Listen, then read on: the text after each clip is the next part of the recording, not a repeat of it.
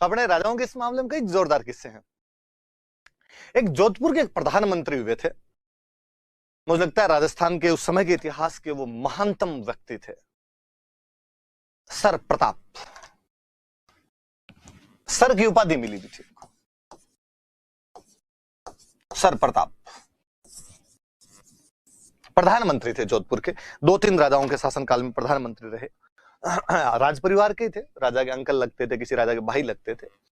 शासन संभाला 2-3 के टाइम में। इनके लिए है कि ये बहुत ही एजुकेटेड, खुद पढ़े लिखे नहीं थे पर एजुकेशन को बढ़ावा देने वाले थे। आज भी जोधपुर में हर समाज के लिए अलग अलग स्कूल है। तो Sumer school, Umed school, Pratap school, Chopasni school, hostel.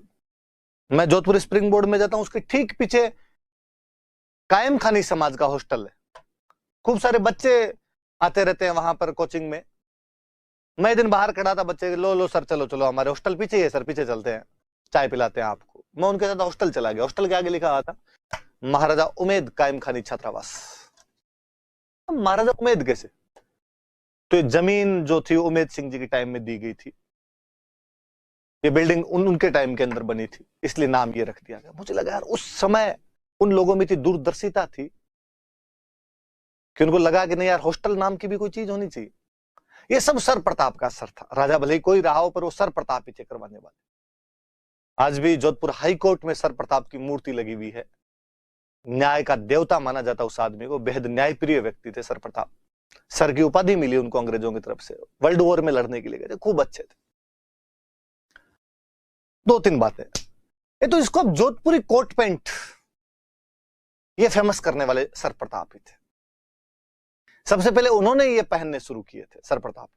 पर उससे पहले मैं और बताऊं एक कपड़े और जो कभी आपने देखे हो कि क्या कहते हैं उसको, जो एक पैंट होती है बैलून पैंट टाइप की, जो एकदम पैरों में चिपकी हुई होती है, ऊपर से थोड़ी थोड़ी ढीली होती है, क्या नाम लेते हैं उसका, ब्रिटिश ब्रिटिश ब्रिटिश जिसको बोलते हैं। पहले रॉयल परिधान हुआ करता था। होता क्या था कि वो जो बैलून पैंट टाइप वाली थी, जो ऊपर से थोड़ी थोड़ी खुली हुई और नीचे एकदम चिपकी हुई सी रहती थी, वो घुड़सवारों की ड्रेस हुआ करती थी। घोड़े पर बैठते थे वो ड्रेस पहना करते थे। बाद में बीच में शादियों में खूब दिखती थी, आजकल तो बैंड बाजे वाले पहनते हैं सारे। सर प्रताप एक बार लंदन गए हुए थे और कहा जाता है कि उनके कपड़े खो गए थे, जहाज के अंदर ही कपड़े रह गए थे और कोई कपड़े थे नहीं, वो बस घुड़सवारी वाली ड्रेस ही उनके पास में बची थी। इसलिए दूसरे दिन जब समारोह में गए, कोई फंक्शन था, राजा रानी के उधर फंक्शन होते रहते, इनको बुलाया जाता तो ये लोग जाया करते थे वहां। तो उसके अंदर वो ब्रिटिश पहन के गए थे और लोगों ने खूब तारीफें की, अरे गया क्या शानदार लग रहे हो। हालांकि सर प्रताप बड़े हो शर्म से गए थे, क्या ढंग के कपड़े ही नहीं है, क्या पहन के जाऊं। एक बार आप जब एक्सपेरिमेंट करते हो ना तो हिट हो जाते हैं। सर प्रताप का वो एक्सपेरिमेंट भी बड़ा हिट हुआ और सर प्रताप की वो ब्रिटिश पूरी दुनिया के अंदर जानी गई। बाकी लोगों ने उसको पहनना शुरू किया और भारत के अंदर तो फैशन बन गई थी। या जोधपुरी कोट पैंट, कहते ये उसी आदमी का शुरू किया। मुझे लगता है वो बंदा फैशन डिजाइनर था इस मामले। कहते गंगा सिंह और सर प्रताप, शायद इसी एडवर्ड सप्तम के राष्ट्रतिलक समारोह की बात है, बीकानेर महाराजा गंगा सिंह और सर प्रताप दोनों जोधपुरी कोट पैंट पहन के राष्ट्रतिलक समारोह में भाग लेने के लिए गए थे। उस समय लोग देखने के लिए आए थे कि यार किन्हीं 2 पुरुषों की ड्रेस बहुत अच्छी है। दुनिया में अक्सर ये माना जाता था कि ये कपड़ों का फैशन महिलाओं का होता है, पुरुष का इससे क्या कामकाज। महिलाओं को सजना संवरना, कपड़े पहनना, ये सब उनका है। पहली बार लोगों ने देखा था कि पुरुषों पे भी कपड़े फबते हैं और पुरुष भी उनमें अच्छे लगते हैं और सजते हैं। गवर्नमेंट ऑफ लंदन ने, ब्रिटिश सरकार ने गंगा सिंह और सर प्रताप का जोधपुरी कोट पैंट में एक फोटो खिंचवाया था और ब्रिटिश गवर्नमेंट ने उस फोटो को डाक टिकट पे लगाया था, पोस्टल स्टैंप जारी किया था। यार इतनी अच्छी ड्रेस है, इसका तो पोस्टल स्टैंप जारी होना ही चाहिए। एक दो फैशन डिजाइनिंग वाली सर प्रताप की बात मुझे इस राष्ट्रतिलक समारोह से याद आई। फिर उनके 2-4 किस्से हैं। एक तो अंग्रेजी उनकी मेरी तरह बहुत कमजोर थी, ज्यादा अच्छी अंग्रेजी नहीं बोल पाते थे। एक बार कोई एक अंग्रेज महिला आई हुई थी, उसको जोधपुर घुमाने के लिए निकले, पैदल पैदल पैदल पैदल जा रहे थे। रास्ते में कहीं बरसात हो रही, थोड़ा पानी बिखरा हुआ था। ये नहीं पता कि सड़क पे ही पानी इकट्ठा हो रखा है या खड्डा वड्डा है उसके अंदर पानी है। तो सर प्रताप ने उन लेडी को कहा कि आप रुकिए, मैं पानी में जाके देखता हूं, यदि थोड़ा थोड़ा पानी हुआ तो अपने इसको क्रॉस कर लेंगे, पानी ज्यादा हुआ तो हम दूसरे रास्ते से चलेंगे। सर प्रताप उतरे पानी में, पानी घुटनों तक पानी आ रखा था। तो भाई ने तो पैंट फोल्ड की, उतर गया उसके अंदर। अब उस लेडी को कैसे समझाए कि पानी कितना है? अंग्रेजी बोल के बता नहीं, भूल गए सेंटेंस मेरी तरह फ्रेमिंग करना कि क्या बोलना है।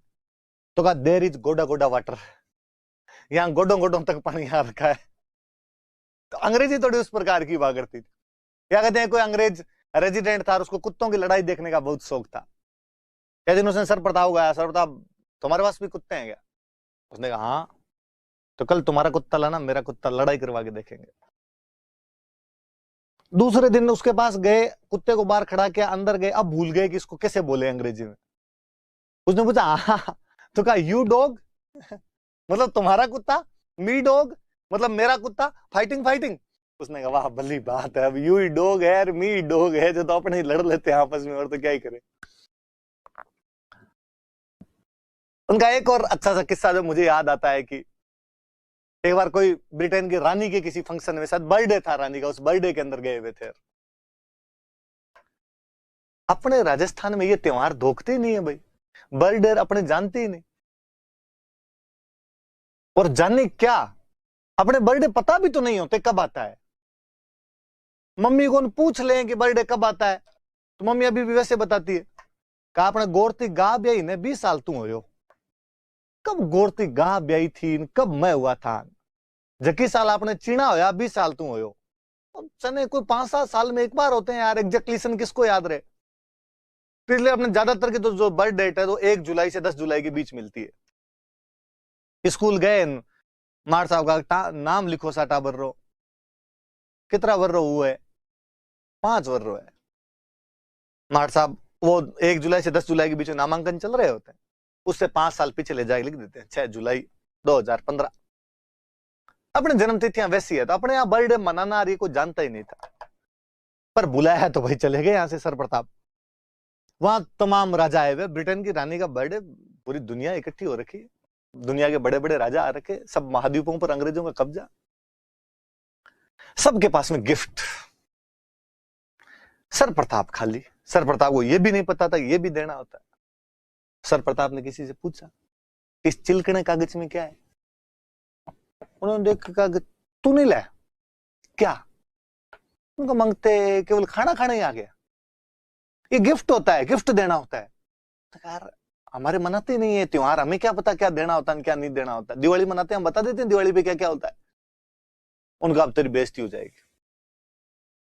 अब वहां भाई अंग्रेजों का एक बंदा खड़ा, लिस्ट लिए एक एक का नाम पुकारे, maharaja of Patiala, maharaja of Dholpur, maharaja of Tonk, जिस जिस महाराजा का नाम है, या जो भी और, हैदराबाद, भोपाल, त्रावणकोर, जूनागढ़, सब ले लेके गिफ्ट लेके जाए, रानी को गिफ्ट दे, हैप्पी बर्थडे हराइस, वापस आए।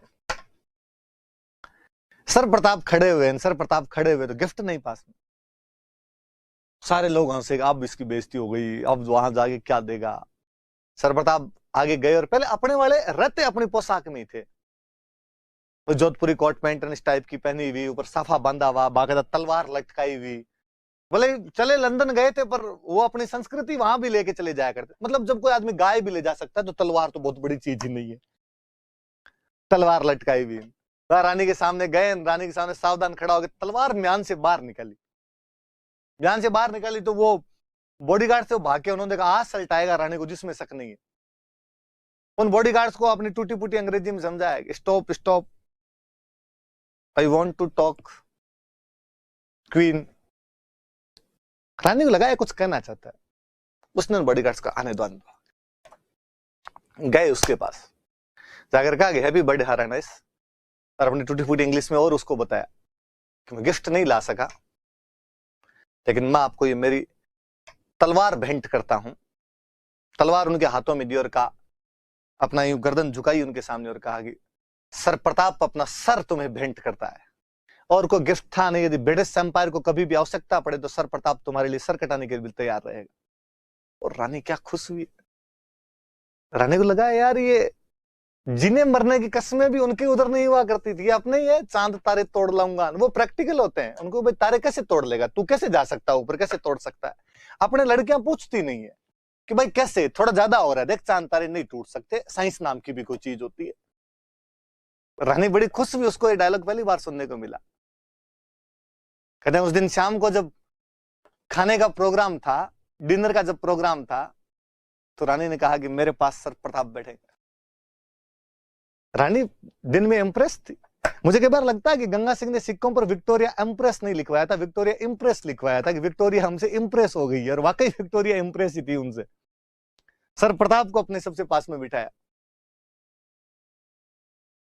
सर प्रताप बैठे, खाना नहीं खाया जाए, वो कांटे छुरी वाला जो खाना था वो खाना नहीं खाया जाए। थोड़ी देर में जैसे तैसे करके खा खुआ के कहा भाई दाप गए अपने, टूटे थे नहीं, ठीक है रे छोड़ो रे, जब वाह दाप गए। हाथों हाथ सर्वेंट पास में खड़ा था, वेटर पास में खड़ा था, एक लाया कटोरी, उसमें गर्म पानी, उसमें नींबू। अपने को आज दिन तक नहीं समझ में आया कि होटल वाले गर्म पानी नींबू क्यों देते हैं। सर प्रताप को उस टाइम तो कैसे ही समझ में आता। ला के रखा, सर प्रताप ने कटोरी का हाथ लगाया, कटोरी पानी गर्म दिखा, उन्होंने कहा वेरी गुड। कहते समझदार लोग हैं, ये गोरे बापड़े भले हैं, इनको पता है हमारे यहाँ ठंड पड़ती है, हाथों के चीकनास लग जाए, मुंह के अंदर खाते हैं तो घी वगैरह जम जाए, इसलिए ये लेके आए कि भाई यदि कोई चिकनास जैसी चीज भी आपने खाई है तो ऊपर ये पानी पी लो। नींबू और लाएं, हाजमा सही रहे। निचोड़ा नींबू उसके अंदर है, पानी पी लिया। पानी पिया तो आसपास वाले सब लोग हंसे, अरे इसको तो यही नहीं पता कि ये पानी पीने का नहीं होता है, ये पानी हाथ धोने का होता है। पर जब आसपास वाले हंसे तो रानी को बहुत बुरा लगा। रानी ने हाथों हाथ अपना बाउल मंगाया, नींबू निचोड़ा और वो पानी पी लिया। अब वहां बैठे तमाम राजा अपने बाउल में अपना नींबू निचोड़ रहे थे और उसका पानी पी रहे थे। तो अपने राजाओं के खूब किस्से हैं कि जब लंदन जाते तो कई खटके हो जाया करते थे जी इनके। माधो सिंह वाला छोटा किस्सा है, पर आप आओ तब देखना ही। और सर प्रताप के बारे में और कई जानकारियां जहां से भी आपको मिले, पढ़ना। बहुत भले व्यक्ति थे सर प्रताप, मतलब दूरदर्शी आदमी था। राजस्थान का दुर्भाग्य है कि गंगा सिंह और सर प्रताप उस समय के दो सर्वाधिक दूरदर्शी व्यक्ति थे, और दोनों का निधन आजादी से पहले हो गया था। यदि आजादी के बाद रहते तो शायद राजस्थान भारत के अंदर और अच्छी भूमिका निभा पाता।